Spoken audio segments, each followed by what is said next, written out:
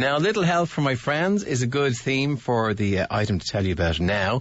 StoryMap.ie is the name of the website, which is looking basically to bring Dublin, to begin with, absolutely alive. It's like a tourist map of Dublin, but as you click onto it and go into, like Google Earth, you come across little bubbles in the map, and when you open the bubbles, people who live in various parts of Dublin tell you the story of that part, or stories about that part of Dublin. The man behind it is filmmaker Tom Rowley, together with Andrew Flaherty, and Tom is with us this morning. Tom, good morning. Good morning, Tom. Thanks for having me. What a great idea. I can't believe nobody's thought of this before. That was what we thought ourselves, all right, when we came up with it about a year ago. But yeah, it's just, I guess, the reason we cottoned on this idea was just it was kind of very simple, but the possibilities are really complex. You know, they're endless almost. We kind of collect personal and historical stories. Yeah. So we've gotten a huge variety of stories, which... So just to spell it out to people so they get a visualisation in their head. At the moment, if you think about Google Earth, you can click in to a map of Dublin, you can hone down till you finally see your street, and then you can look at your street, which is amazing, and people are amazed by this. But to add another layer to it, you're putting little bubbles onto that map. And if you click on one of those bubbles, you'll see various people. I saw a girl talking about a date she was on and stuff on a particular street. But beyond that, probably, people might find more interesting, is histories from the street. So you could find that this street was hit by a bomb, for instance, in World War II. Or you could find out that, something amazing happened. Indeed, we found some incredible stories through pursuing it. I mean, there's on the same street something both personal and historical can happen. I think on Dame Street we have this lovely woman, Maureen, from the Olympia, gave us the most incredible story about her life, where she used to hide her children in little boxes around the Olympia at one point, and used to hang out with Laurel and Hardy, and Chris Christopherson dedicated an album to her recently enough. This is Maureen Grant? Yeah, that's her indeed. Right. But then on the same street we have the theft of the Irish Crown Jewels just across the road in 1907, which is one of the great unsolved mysteries of Irish history in the last century. About Maureen Grant. Why was she hiding her children in the Olympia? Well, basically, at the time, you weren't allowed to work. I mean, she's been working there for 63 years in the bar.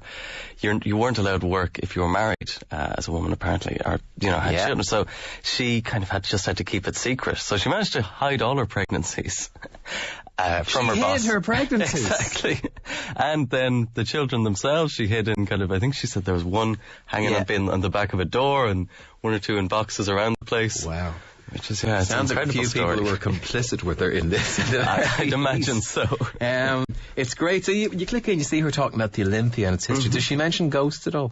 She does. Well, we have two stories from her. One, which is out at the moment, and another, which will be at the end of the month, which mentions there's 3 ghosts that are meant to hang around the Olympia. Right. A funeral usher, I think, Charlie Parker, a baby that cries in between the two bars, and the costume lady is meant to be still hanging about as a ghost. So it's how fantastic. So that's what's the other one across the road then? We've got the theft of the Irish Crown Jewels, which is in 1907. The Irish Crown Jewels were robbed from Dublin Castle, and the main suspect in it has always been Ernest Shackleton's little brother, Francis, who is kind of a pretty dubious figure. But a legend has it that the whole investigation was squashed because he had been having an affair with the king's brother-in-law, and that if this information became public, a scandal would erupt that could actually rock the whole monarchy. Incredible. They never recovered those crown jewels. No, there's still a reward for them, apparently. Really? Yeah. How intriguing. The Irish crown jewels. Yeah. Missing after all this time. They'd be kind of, the crown jewels in particular are a public story, but I'd imagine where this gets fascinating is when it comes to personal stories. Oh, indeed, yeah. And it seems there that there's no end to the possibilities. Yeah, pretty much. We've gotten everything from, the fella who pretended to be blind in Flannery so he could try and chat up girls, and the fella who found a dead body in a gay sauna around the corner from here. And tell me more.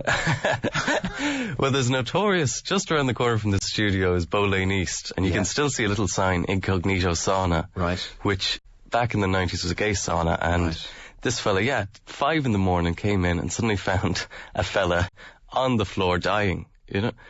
But even funnier is that this place was notorious. A priest had dropped dead. Wow. At, I think, 2 a.m. at this place. Yeah. And it made its notoriety not only on that, but there was another priest there to give him the last rites. And it was a huge story. We kind of looked into it back in, I think, 94. Oh, incredible. So I'm thinking too, people listening to this would be you only need to take out your phone at the moment. You could have your granddad or someone in the corner who could you could point your phone at him. He could tell you a story. I remember my mother telling me stories once about the Black and Tans kicking in the doors in the area where she lived off Mead Street. And she was saying, to this day, if you go, one of the doors was never properly fixed. They just, the Black and Tans kicked a hole in the lower panel and they replaced the panel. But you can see where it's replaced. So still to this day, on a house in Mead Street, you can see where the Black and Tans kicked in a door. There'd be people listening to this would have endless stories. Well, we'd love to hear as many stories as possible. How are you going to cope with them? There's only 2 of us working on it at the moment, but we've been coping well enough so far. And I mean, I guess the thing we want, actually, which you brought up there, is there's a lot of these little histories of streets that just get forgotten. They're not recorded in books because they're not, not traditional official history. Yeah. But we want to catch those little moments, the odd eccentric characters, like Bang Bang and 40 Coats and people like that who everyone knows, and it's kind of part of the character of the street and the personality of Dublin that we just want to bring centre stage. Are you doing this off your own bat? Are you getting any help with this? Not at the moment, no. It sounds to me like you could use a bit. It sounds like something that Dublin tourism and Irish tourism could really do well with. Because if you were in America or Germany or something, you're thinking of going on holidays, and you click on Dublin Castle, and somebody comes on and starts telling you stories about it, you're just ticking place after place you want to see. I guess, yeah. Well, we kind of got to the first phase, which is we launched the site just a week ago, and we're hoping to bring it up to another. We have lots of big plans for the future, so we're going to start approaching bodies now to try and get some funding. If people are listening and they think they have ideas they'd like to contribute to this, what do they do? Either join us on Facebook and post on our wall, or just give us a message, or else email us at storymapdublin@gmail.com. Okay. And we'd love to hear any and every story. It can be as mad or as tame or as small or as big as possible. Or as personal. Yeah. I think sometimes meeting your partner is often a lovely story. Where exactly? We haven't gotten many nice personal stories, actually, or nice romantic stories. We'd love to hear. There's a few of them out there. So what was the email address again? 'Cause that's probably the easiest bit. Sure, it's storymapdublin@gmail.com. storymapdublin@gmail.com. Well, if you're listening to this and you do have a story, if you'd like to tell us, we'd like to hear as well. 53106. If you have a story to beat my mother's neighbour's door being kicked in for Black and Tans, please do. Tom, thanks very much. I left a photograph open in front of you there now. How's that affecting you?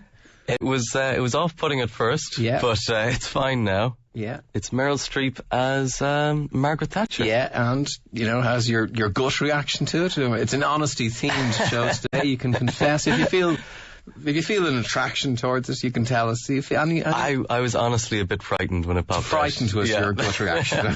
Well, maybe a little attracted towards the end. I have a strange feeling frightened is probably the more normal and natural reaction to that. But Tom, thanks very much. Thanks. Look, great website. I'm sure this is going to be very successful for you. So cheers, Tom. Thanks so much for coming in. StoryMap.ie is the address. Click on. There's a good few up at the moment, but I think the scope for what you could have up there can just be unbelievable, because it can become a living history of, well, for now Dublin, but ideally Ireland. Today Dublin, tomorrow Ireland. Thanks very much, Tom.